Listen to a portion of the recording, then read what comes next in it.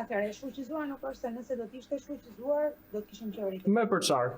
Është e delegitimuar, është e delegitimuar, sepse nuk ka shqiptar. Nuk e duhen nga socialistët, demokratët dhe ata që nuk u intereson politika, që nuk e kanë kuptuar se kush janë këta një band pajtush.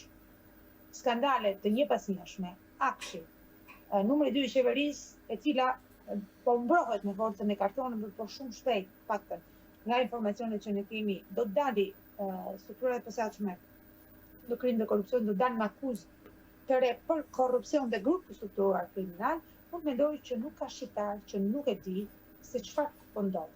A janë këta më pak të fuqishëm? Nuk mendoj se janë më pak të fuqishëm në ato që këta kanë uzurpuar. Këta janë më pak të fuqishëm sepse nuk e kanë më impaktin që kanë patur, sepse propaganda e tyre nuk mban më, dhe qytetarët dhe ata që vazhdonin dhe besonin propagandën e kanë kuptuar se kush janë këta. Dhe sot këta nuk bëjnë më luftë për të mbajtur pushtetin. Këta sot luftojnë dhe janë akoma dhe më tepër, sepse këta sot po mbrojnë paratë e vjedhura, po mbrojnë pozitën e tyre, po mbrojnë lirinë e tyre, sepse një nga një vendin e kanë në burg. Këta nuk kanë shpëtim. A është sot, a është mbash 6 muaj, a është mbas një viti, këta vendin e kanë në burg.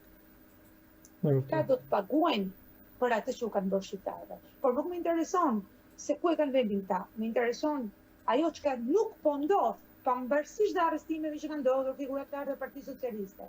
Nuk po u kthehet çka u është vjedhur shqiptarëve.